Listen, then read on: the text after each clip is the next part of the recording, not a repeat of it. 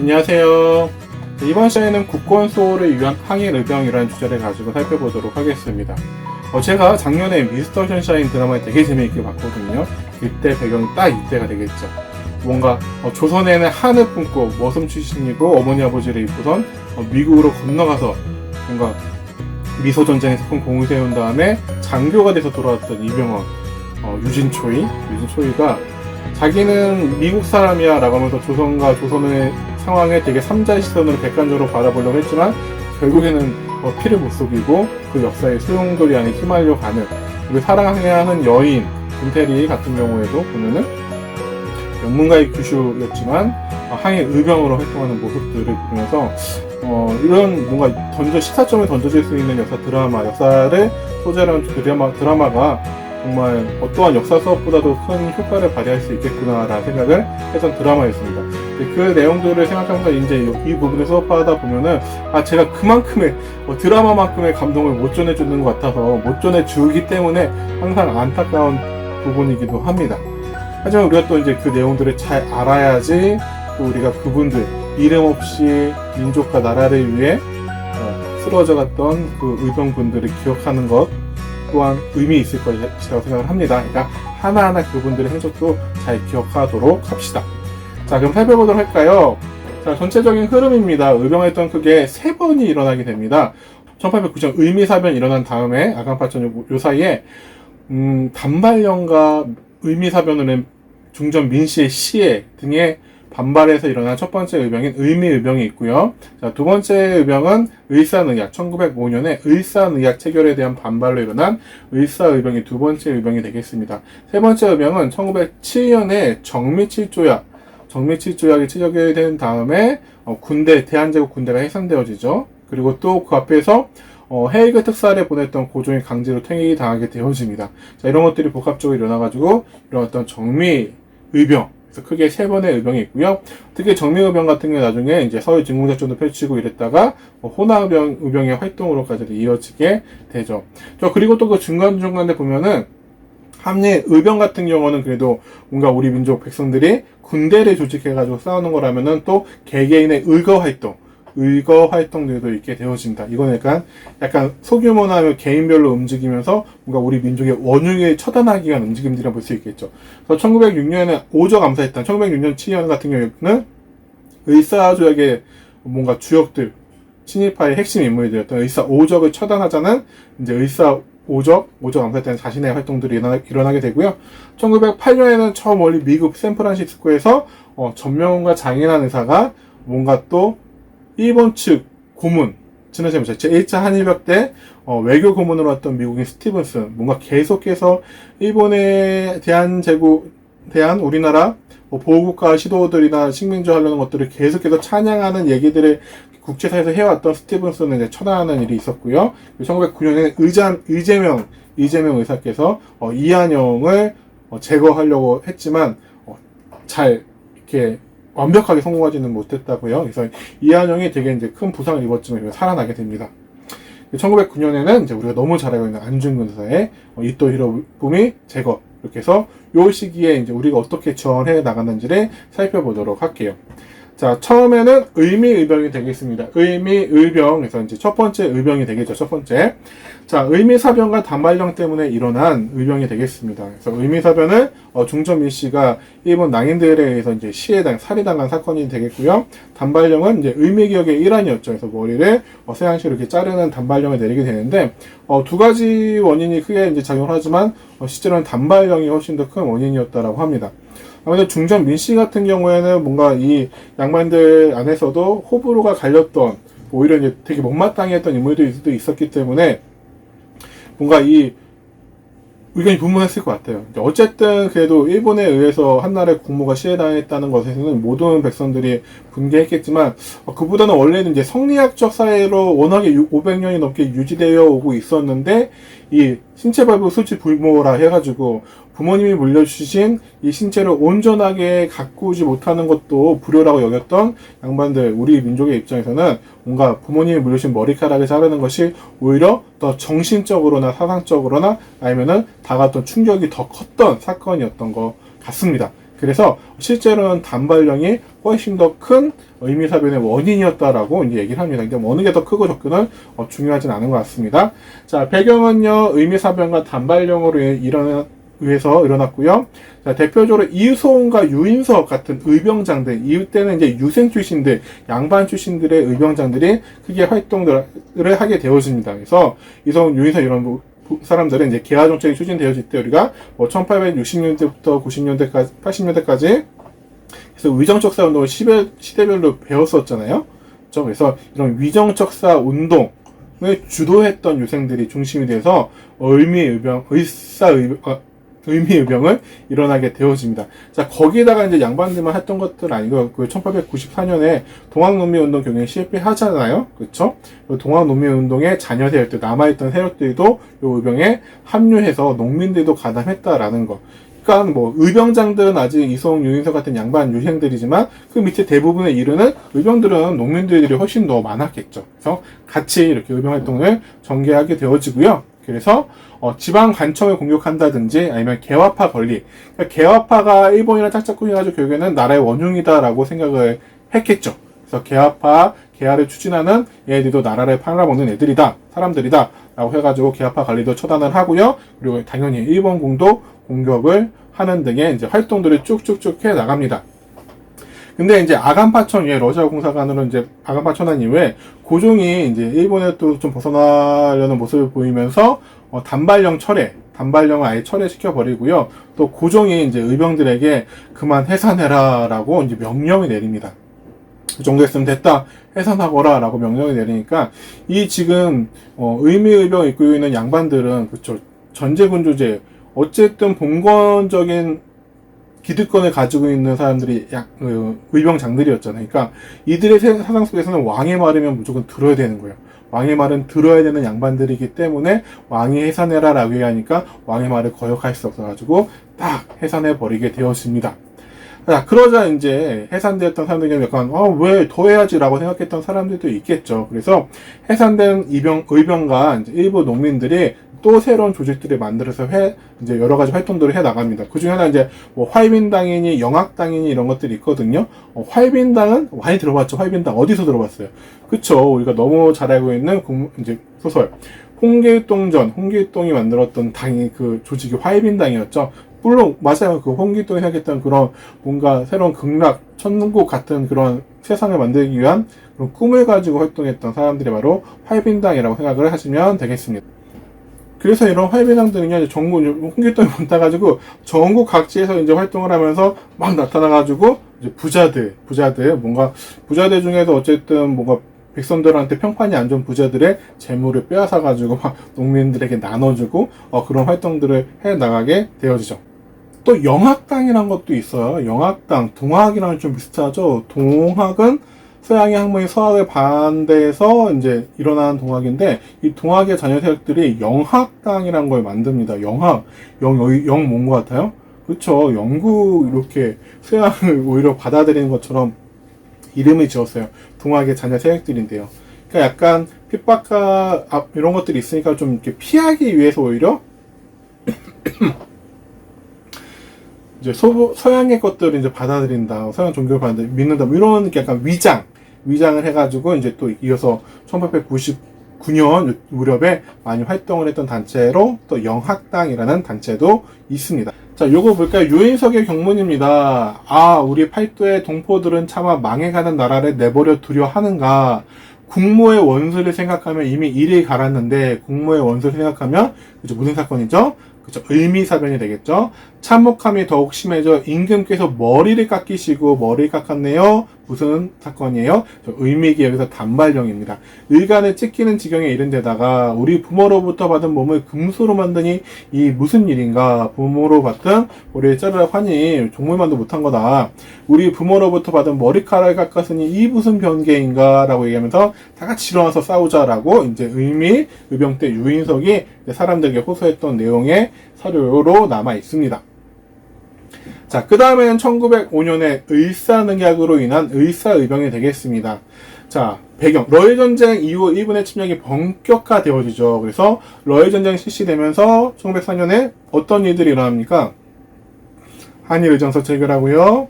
그래서 우리나라 중요한 곳들을 이제 군사 유충지들을 사용하도록 하고 우리나라를 침략하기 위한 본격적인 야욕을 드러내기 시작하고 또 1904년 말에 제1차 한일 협약을 통해서 재정고문인 메가타와 외교고문인 스티븐슨을 보내면서 우리나라 내정을 좌지우지하려는 그런 모습들을 보이기 시작을 하죠. 그리고 1905년에는 제2차 영유동맹이라든지 가스라 테프트 미략 그리고 포츠머스 조약을 통해서 세계 열강으로부터 우리나라를 지배할 것을 몰래 약속을 받은 다음에 결국에는 11월 달에 을사늑약을 강제로 불법적으로 체결해가지고 우리나라의 외교권을 빼앗아가면서 내정 간섭을 심하게 시작을 하죠. 원래는 외교권만 빼앗아가고 통감은 외교권만 행사해야 되지만 이거 행사도 안 되죠. 원래 불법이었으니까. 그럼에도 불구하고 이제 통감이 외교권의 모든 것들을 장악하는 그런 모습으로 나가게 되니까 우리도 더 이상 또 가만히 있지 못하고 두 번째 의병인 의사의병을 일으키게 되어집니다. 그래서 최익현 민종식 등 유생 의병장들이 주도를 합니다. 최익현 전남태인 이런 데서 이제 일어나가지고 열심히 활동을 하는데요. 이 최익현 선생 같은 경우에는 의정척사 운동 때도 되게 활동을 많이 하셨던 분이시고 한데 나중에 결국에는 일본군한테 끌려갑니다. 끌려가서 지금 저기 스시마섬에서 거기서 결국에는 순국을 하시는 인물이 바로 최익현 선생이 되겠습니다. 자, 근데 좀 특이한 점은요, 이전과 다른 특이한 점은 되게 위정척사 운동을 이끌었던 양반 유생들이 의병장으로 활동을 많이 했었는데 이때부터 신도일석이 되게 이름이 친근하고 뭔가 우리랑 가까운 느낌이죠. 그래서 평민 출신 의병장이 등장한다라는 게 이 의사의병의 중요한 특징이라고 할 수가 있겠습니다. 그래서 의사의병 때 신도일석 되게 대백성 호랑이라고 불릴 정도로 엄청나게 유명했던 인물이라고 합니다. 그래서 평민 출신 의병장이 등장한다라는 거 잘 기억을 해두시면 좋을 것 같습니다. 특히 이제 최익현 선생 같은 경우에는 좀 안타까운 것 같아요. 안타까운데 이제 스시마 섬에 끌려서 돌아가시기도 하거니와 이제 크게 이제 군대를 일으켜가지고 막 싸우는데 또 이제 왕의 군대, 고종의 군대가 이제 우리나라의 군대가 내려오니까 왕의 군대랑 어떻게 내가 싸울 수 있겠느냐라고 하면서 이제 자진해서 체포를 당해서 스시마섬으로 끌려가가지고 일본의 이제 여러 가지 요구에도 굴복하지 않고선 일본의 입장에서는 최익현 선생을 되게 굴복시키고 싶어요. 왜냐면 뭔가 상징성이 있잖아요. 그래서 최익현이 일본 앞에서 이제 뭔가 굴복을 하면은 이 상징성에 조선 내에서의 파급 효과가 엄청나게 크기 때문에 되게 노력하는데 최익현이 그렇게 호락호락 당할 분 아니시죠. 그래서 결국에는 스시마섬에 이제 순국을 하시게 되죠. 자, 그 다음은 볼까요? 최익현의 의병 경문에서 오호라 작년 10월에 저들이 한 행위는 만고에 일찍이 없던 일로서 억압으로 한 조각의 종이에 조인하여 500년 전에 오던 종묘사직이 드디어 하룻밤 사이에 망하였으니 이게 이제 뭐 말하는 겁니까? 그쵸? 의사늑약을 얘기하는 거죠. 천지신명도 놀라고 조종의 영혼도 슬퍼했다. 하늘도 놀라고 신도 놀라고 조종의 영혼도 그러니까 우리의 선조 임금님들도 다 슬퍼하고 있다. 이처럼 망해갈진데 어찌 한번 싸우지 않을 수 있는가? 이렇게 점점 우리 조선이 망하고 있는데 어떻게 가만히 있을 수 있겠느냐? 또 살아서 원수의 노예가 되기보다는 죽어서 충의의 혼이 되는 것이 나을 것이다.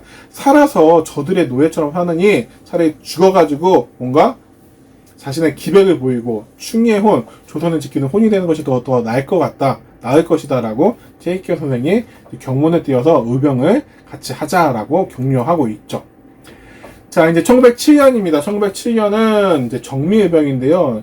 고종의 강제퇴위. 고종이 이제 의사늑약에 체결된 다음에 여러 가지로 부당함을 알리고 되게 노력을 하죠. 노력을 하기도 하고, 1907년에 네덜란드 만국평화회의에 이상서 이종 같은 세 분의 특사를 보내시죠. 근데 보냈는데 이거를 이제 일본이 트집을 잡습니다. 어떻게 트집 잡았죠? 네, 맞아요. 의사늑약으로, 그냥 그들은 의사조약이겠죠? 의사조약으로 너희는 이제 외교권이 없다. 외교권이 없는데 네가 특사를 보내는 것은 이거 위반이다. 그러니까 너는 잘못이니까 책임지고 황제의 자리에서 물러나라 해가지고 고종을 강제 퇴위시키고 고종의 아들인 순종의 왕에 올리게 되어지죠. 자, 그리고 정밀칠조약의 이제 부속 조약들의 내용에서 대한제국의 군대를 해산한다라는 내용들이 있어서 강제로 해산을 하게 되어져. 그래서 해산당하지 않으려고 되게 노력하기도 하고요. 그래서 이제 남대문 전투가 막 벌어지기도 해요. 대한제국군과 일본군에서 강제로 해산시키고 무장을 해제하려는 일본 군들과 안 하려고 하는 대한제국군 사이에서 이제 남대문에서 큰 전투가 막 벌어지기도 했고요. 또 이제 그 안에서 군인들 가운데서도 스스로 자결하면서 뭔가 저항을 하기 위해서 노력하는 사람들도 나타나기도 했습니다. 자, 이런 것들이 결국에는 이제 원인이 돼가지고 1907년에 정미의병이 일어나게 됩니다. 그래서 배경, 고종의 강제퇴위와 대한제국의 군대 해산을 배경으로 합니다. 근데 정미의병은 그 이전의 의병들보다 훨씬 더 전투력이 강해요. 전투력이 왜 강할까요? 그쵸. 해산된 군인들이 가담을 했단 말이에요. 근데 군인들은 어쨌든 뭐 자기 신들이 가지고 활동을 하던 좀 무기들을 좀 가지고 있을 수도 있겠고 또 잘 훈련되었고 조직적이잖아요. 그러니까 이들이 합류한 정미의병은 훨씬 더 전투력이 향상되게 되어지고요. 그 외에도 각계각층이 참여한 의병 전쟁으로 발전하게 되어집니다. 이제는 뭐 단순히 그냥 약간의 저항, 뭐 이걸로 끝나는 것이 아니라 위정척사로 끝나는 것이 아니라 더 나아가 국권 회복, 그리고 나서 나라에 정말 일본을 몰아내고 우리나라의 주권을 되찾겠다 라는 걸 더 나아가기 시작해요. 이미 그런 모습들은 의사의병 때부터 나타나기 시작해요. 단순히 위정척사를 넘어서 우리 것을 완벽하게 지키겠다, 국권을 회복하겠다라는 모습은 의사의병 때부터 그 모습들이 나타나고 있는 모습이 있었는데 이때 이제 더 의병 전쟁으로까지 발전하게 되어지는 거죠. 대규모의 의병 전쟁으로요. 자, 그래서 이제 이들은요, 어떠한 것들 하냐면 서울 진공작전이라는 걸 펼칩니다. 서울 진공작. 13도 창의군, 13개 도에서 의병들을 모아가지고 각각 활동하지 말고서 우리가 합쳐가지고 13도 창의군을 만들어서 서울로 진공에 가서 일본을 몰아내자라는 서울 진공작전을 펼치기 위해서 노력을 합니다. 계획을 세웁니다. 자, 이인영을 총대장, 허일을 군사장으로 한 13도 창의군을 결성하고요. 또 무슨 활동을 하냐면은, 자, 우리는 군대다. 이게 의병이자면 민간 뭐 이런 게 아니라 군대다. 군대니까 우리나라에는 각국 영사관에다가 외교문서를 보내요. 외교문서를 보내서 국제법상 교전단체, 그러니까 일본군과 전쟁을 하면은 이게 그냥 민간인들이 일본을 공격하는 것이 아니라 우리도 대한제국의 군대, 한 나라의 군대로 인정해달라. 그래서 우리 군대와 일본 군대에 싸워서 우리가 무찌르겠다. 그러니까 우리를 공식적으로 완벽하게 국제사회에서 인정해달라라고 요구를 하는 그런 외교문서를 보내기도 합니다. 자, 그래서 이제 13도의 창의군이 이제 서울 진공작전을 막 해 나갑니다. 그래서 서울 근교까지 이제 양평거스, 양주 여기까지도 모여가지고 활동을 하는데, 진격을 하는데, 네. 그래서 이제 1908년에 서울 진공작전을 펼치기 위해서 이제 경기도 양주 이제 서울에 들어가기 위해서 양주에 집결해가지고 막 들어가는데요. 특히 이제 군사정했던 허위가 이끄는 이제 선발대가 300여 명 정도가 서울 동대문 막 좀 앞에 이제 지금의 망우리 그쪽까지도 진출하는데 일본군에게 결국에는 패하게 되어집니다. 그리고 좀 뭐 안타까운 일도 있었죠. 이제 총대장이었던 이인영이 이제 부친상을 당해가지고 중간에 뭐 내려가는 약간 이러한 조금 내부의 문제들도 있었고 해가지고 결국에는 이제 패하게 되어지죠. 근데 뭐 패했다고 해서 끝이 아닙니다. 흩어지지만 또 각 지역에서 의병 활동들을 이어나가게 되죠. 그 중에서도 이제 가장 활발하게 이 이후에 의병 활동을 했던 지역이 바로 호남 지역에서 대규모로 이제 또 여러 의병 활동들이 일어나기 때문에 일본이 이거를 되게 골칫거리를 여기고 토벌하기 위해서 되게 노력을 하죠. 자, 정미의병의 의병장 직업 분포를 한번 볼까요? 의병장들이 처음에는 위정척사기원의 유생들이 많았잖아요. 물론 아직도 유생들이 많습니다. 아직도 유생들이 많지만 농민 출신들도 많이 있고요. 사병, 그냥 뭐 대한제국 군대 해산되면서 이제 군인 출신인데 장교가 아니라 이제 밑에 병사 출신들, 무직, 화적이면 요즘은 산적이야, 산적. 보수, 광부, 뭐 이렇게. 그래서 이제 출신이 정말 다양하다라는 걸 알 수 있죠. 출신이 정말 다양한데, 농민이라든지 사병 이런 평면 출신들도 많이 있고, 나중 되면 되게 머슴 출신 유병장도 나중에 호남 지역에서 활약을 되게 많이 또 한 인물도 또 있습니다. 자, 이인영은요, 제외동포들에게도 경문을 보냈습니다. 그래서 앞에 보면은 우리 외교공사 간에 그 외교 문서를 보내가지고 우리 국제법상 교전단체를 인정해달라.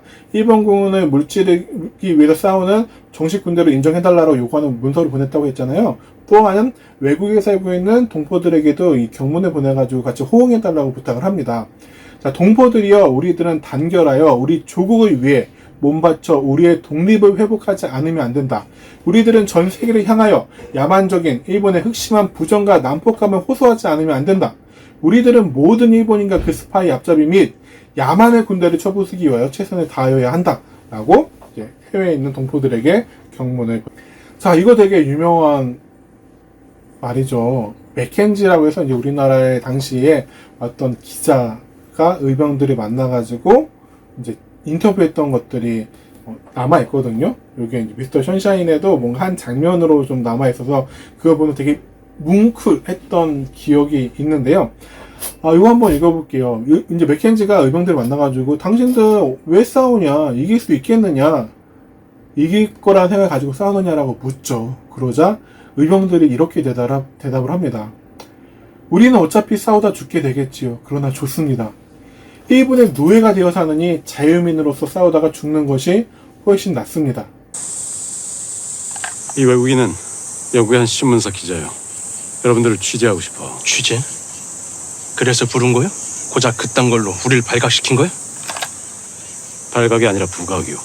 당신들은 숨어있고 당신들의 적은 자신들의 만행을 속속 덮고 있어.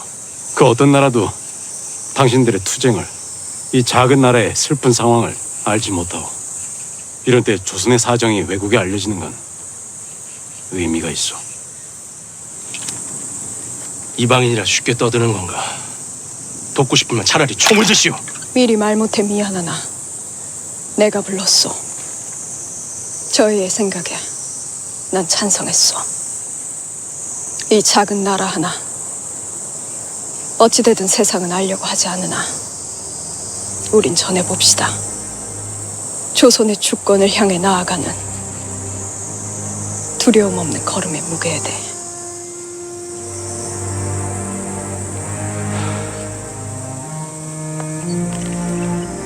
제가 하겠습니다. 사흘 전에도 저 아랫마을서 전투가 있었어. 일본군 4명을 사살했고 우리 측은 2명 전사, 3명이 부상을 당했어. 당신들은 일본을 이길 수 있다고 생각합니까? 우리 의병들은 말할 수 없이 용감하지만 무기가 별로 없어. 총포는 낡아서 불발이 많고 총알도 거의 다 떨어졌어. 알고 있어. 이렇게 싸우다 결국 죽겠지. 허나 일본의 노예가 되어 사느니 자유민으로 죽는 것이 훨씬 낫소. 그 기자 양반, 당신은 외국인이니 외놈들한테 안 걸리고 무기를 살 수도 있지 않소? 우리에게 무기를 좀 사다 주시오. 돈은 지불할 테니까. 애석하지만 전 종군 기자로서 양쪽 모두에게 도움을 드릴 수 없습니다. 다만 오늘 당신들의 모습을 사진에 담고 싶습니다. 우리는 한 서양인이 우리 의병의 참상을 보기 위해 이곳까지 온 것을 기쁘게 생각하오. 당신이 본 것을 세계에 전하여 우리의 현실을 알려주시오. 맥켄지 양반, 우리의 모습을 사진으로 찍어도 좋소. Probably this will be the only photograph of the righteous army. 아마 이 사진이 유일한 의병 사진이 될 겁니다.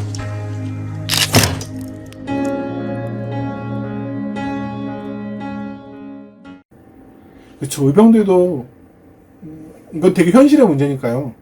이길 거라고 생각은 안 했겠죠. 워낙에 열세이기도 했거든요.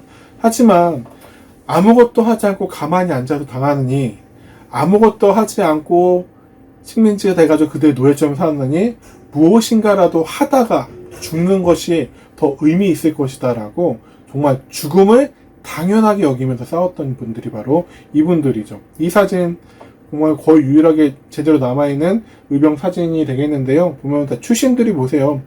되게 하나같이 복장을 봐도 되게 어린아이도 보고요. 가운데 대한 이제 군복 입은 사람은 해산된 군인이겠죠. 이게 당시 이제 1907년에 양평 근처에서 맥켄지가 이제 찍은 사진이라고 합니다. 그래서 이게 이제 의병의 거의 대명사처럼 나와 있는 사진인데요. 참 복장도 각각 다르고 표정도 다르고 하지만 저 굳게 담은 입술 속에서 저들의 의지가 보이는 것 같아가지고 슬프기도 감사하기도 한 뭐 그런 사진, 볼 때마다 좀 뜨거운 울림이 있는 그런 사진입니다. 이름 다 모르지만 우리가 잘 기억하면 좋을 것 같아요. 자, 그 다음에 이제 호남 의병입니다. 호남 의병. 서울 진공작전이 실패한 이후에 호남 지역에서 의병 활동들이 계속 활발하게 이루어지게 되죠. 또 유생 출신 전해선도 좀 아까 얘기했지만 머슴 출신 안규용, 그죠? 이분도 활동이 정말 대단했다고 합니다. 머슴 출신이었던 안규용 등의 의병장 활동하면서 호남 지역에서 이 의병 활동이 너무 활발하게 일어나자 일본이 이 지역에 가만두면 안 되겠다라고 해서 대규모 작전을 펼칩니다. 그게 바로 일본의 남한 대토벌 작전, 1909년에 있었던 남한 대토벌 작전입니다. 그러니까 이 지역, 호남 지역에 있었던 의병들을 대토벌하겠다라는 작전이고 의병 부대를 초토화시켜버리는 정말 대규모 작전을 펼치면서 그 지역에 있는 양민들도 막 학살하고 이러니까 결국에는 이제 의병분들이 버티지 못하고서 또 계속 있으면 또 양민들 그냥 일반 백성들이 피해를 입고 이러니까 결국에는 흩어지게 되어집니다. 근데 그 중에 일본은 이제 더 장기적인 계획을 세우고 활동을 할 수 있는 저기 만주나 연해주 이런 지역으로 옮겨가셔서 활동을 계속 이어가시기도 합니다. 자, 이런 의병운동의 의의를 간단하게 살펴보면요. 그쵸. 당연히 이긴다라고 생각을 안 하셨던 것 같아요. 그렇지만 독립의 의지와 자주의식을 표출하기 위해서 가만히 있지 못해서 이들은 나서게 되어집니다. 그리고 이렇게 해서 교회는 뭐 나라에 빼앗겼으니까 성공이 아니고 실패라고 얘기할 수 있지만 그럼에도 불구하고 의병 활동에서 나라를 빼앗긴 다음에는 무장 독립 투쟁으로 이어지는 그런 하나의 물줄기를 튼다는 데서 큰 의미가 있는 의병 활동이었다라고 평가할 수 있겠죠. 자, 그 다음에는 이제 국권 서울을 위한 항일 의병 활동 중에 이제 항일 의거 활동, 뭔가 부대를 이끌고 활동하는 것이 아니라 이제 개인이 활동하는 저격하기 위한 우리 민족의 원흉을 저격하기 위한 활동들 보겠습니다. 자, 배경. 을사늑약 이후 국권 침탈에 앞장선 일제의 침략자와 매국노를 처단하려는 움직임들이 나타나게 되어지는데, 자, 기산도는요, 1906년에 오적 암살단을 조직해가지고, 이제 이근택의 집을 습격합니다. 이근택 이제 당시 의사 오적 중에 하나였던 군부 대신이었던 인물입니다. 그래서 학부 대신 이완용이라든지 외부 대신 박재순, 군부 대신 이근택, 내부 대신 이중, 농상공부 대신 권중현 이런 인물들이 이제 5명 대표적인 나쁜 놈, 5놈이었는데, 의사 오적을 처단하기 위해서 이제 기산도가 오적 암살단을 조직해서 이근택 집을 습격하기도 하고요. 또 나철 오기요 이런 분들은 이제 이번에 이제 민족 종교 중에 이제 단군을 숭배하는 대종교라는 게 있어요. 대종교. 이 대종교의 교조였던 분인데요.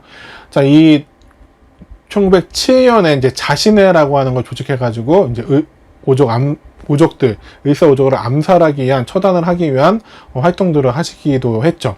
자, 그뿐 아니라 이제 이재명 의사 같은 경우는 1909년에 명동성당에서 이제 선생님이 기억하기로는 이게 벨기에 레오폴드 2세 황제가 죽어가지고 이제 명동성당에 거기 된 추모 미사가 있었는데 드리고 나오는 이한용을 이제 이재명 선생님이 탁 칼로 딱 찔렀는데 그게 이제 정말 찔렀는데 약간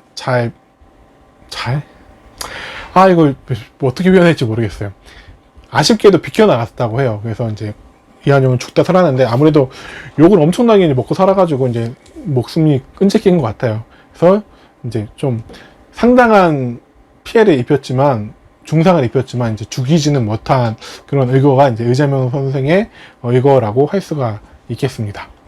자, 이런 활동들이 국내에서도 이제 뭐 이거 말고도 많이 있고요. 또 이제 해외에서 있었던 것 중에 대표적인 게 미국에서 있었던 전명훈 장인환 의사가 1908년에 일본이 이제 제1차 한일 협약으로 보냈던 미국인 고문 스티븐슨, 뭔가 일본이 조선을 이렇게 하는 것이 정말 당연하고 조선 위해 좋은 일이다라고 세계 곳곳에 떠들고 다니는 이 나쁜 놈을 제거해야겠다라고 해가지고 샌프란시스코에서 전명훈 의사가 이제 탁 총을 쐈는데 그게 잘 안 됐나 봐요. 그래서 이제 스티븐슨은 엎치락 몸싸움을 벌이고 있는데 이제 다른 쪽에 있던 장인환 의사가 총을 탁 쏴가지고 스티븐슨을 죽였다고 합니다. 그러니까 한날 한시에 이 샌프란시스코에서 이 전명원 의사와 장인환 의사가 두 분이 스티븐슨을 제거해야겠다라고 생각하고선 같은 장소에 있었지만 두 분이 같이 계획을 하고 서로 아는 사이는 아니었다고요. 아는 사이는 아니었지만 미국에 있던 조선인 청년 둘은 얘를 제거해야겠다라고 생각하고 한나라랑 같은 장소에 있었던 거죠. 그래서 나중에는요, 이제 결국에는 이제 어쨌든 미국 땅에서 미국인 스티븐슨을 죽인 거잖아요. 그래가지고 감옥에 갇히고 이러는데 이제 구명 운동을 벌이기 위해서 1910년에 미국 교민들이 이제 여러 단체, 미국 교민단체에 있었던 것들 하나로 통합해서 이제 대한인국민회라고 하는 단체를 만들고 이제 이 두 분의 감옥에 갇혀 있고 하니까 아마도 이제 전명원 의사는 실질적으로 죽이진 않았으니까 이제 장인환 의사가 이제 감옥에 갇혀가지고 이제 형을 받고 계시는데 나중에 이제 가석방 운동을 해가지고 결국에는 가석방을 하신 걸로 선생님은 기억을 하고 있습니다. 자, 그 다음에 이제 정말 유명한 사건이죠. 그렇죠. 안중근, 1909년에 안중근 의사께서 북만주의 하얼빈역에서 도착하는 이토 히로부미를 저격해서, 그렇죠. 사살해서 암살도 아니죠. 대놓고 쐈으니까요. 저격해서 죽인 사건이 있죠. 자, 그래서 이제 이게 이제 선생님도 3번이나 이 뮤지컬 봤는데 뮤지컬 영웅이라는 거에 보면은 그 감정들이 정말 그 노래 뮤지컬 넘버에도 잘 들어가 있는 것 같아요. 그래서 누가 죄인인가, 법정에서 나왔던 그 노래, 그쵸? 그렇게 한나라의 국모를 시해하고 한나라의 강도를 타려는 그런 이토 히로부미가 죄인인가? 그리고 일본의 법은 왜 이렇게도 각각 그때 다르게 판결을 하는가 라고 하는 것이 그 누가 죄인인가 라는 노래에 되게 잘 들어가 있습니다. 자, 이토 히로부미 저격하시고요. 그리고 결국에는 잡혀서 이제 리슨 감옥에 가시게 되는데 거기서 이제 동양평화론이란 것들, 동양의 평화를 위해서 어떻게 해야 될 것인가는 동양평화론을 저술하기도 하고 이런 모습들에 우리 일본인 간수도 안중근 의사에게 감명을 받았다라는 일화도 전해지고 있죠. 하지만 결국에는 리슨 감옥에서 이제 순국하시고요. 근데 이제 이 유해를 찾기 위해서 되게 노력을 하는데 아직까지도 이제 제대로 발굴을 하지 못하고 있죠. 그래서 안중근 의사의 유해라도 정말 하루빨리 좀 돌아와서 이 고국의 품에 묻히면 좋지 않을까라고 기대를 해보는데 쉬운 일은 아닌 것 같습니다. 자, 이거 볼까요? 안중근 의사 이 손 단지회라고 하죠. 손가락 잘라서 이렇게 뭔가 의지를 다진. 그래서 나는 천국에 가서도 마땅히 조국의 독립을 위해 힘쓸 것이요. 대한 독립의 함성이 전국까지 들려오면 나는 기꺼이 춤을 추면서 만세를 부를 것이요. 라고 말씀을 하셨다고 해요. 천국에 가서도 죽어서도 독립을 위해서 힘쓰겠다. 그러니까 이분의 머릿속에서는 살아서도 죽어서도 어디에서나 대한민국의 독립이라는 그 마음만 품고 사셨던 거죠. 네. 자, 이렇게 해서 이제 국권 수호를 위한 항일 의병을 살펴보았습니다. 네. 의미의병, 의사의병, 정미의병. 정말 의병장들 처음에 나와요. 한국사 능력시험 이런 데서 막 나와요. 학교시험에서도 나올 수 있겠죠. 네, 그 분들도 기억해야겠죠. 하지만 정말 아까 그 사진에 있는 분들처럼 이름도 없지만, 이름도 제대로 남기지 못했지만 자신이 밟고 있는 이 민족과 나라를 위해서, 근데 그분들이 정말 대한제국에서 조선에서 대접받고 살았냐? 아니거든요. 대접받고 살지 않았지만, 그리고 천대받고 멸시받고 수탈당하면서 살았지만, 그래도 내 땅, 내 조국이 있어야지 내가 살 수 있다는 걸 아셨던 분들인 거죠. 다른 나라에게 나라를 빼앗기고 주권을 빼앗기고 영토를 빼앗기면 그 다음에는 훨씬 더 힘든 일이 생긴다는 것을 알고 계시기 때문에 그것을 지키기에 노력했던 분들, 이름도 모르지만 우리가 잘 기억했으면 좋겠습니다. 오늘 이번 시간은 여기까지 하도록 하겠습니다.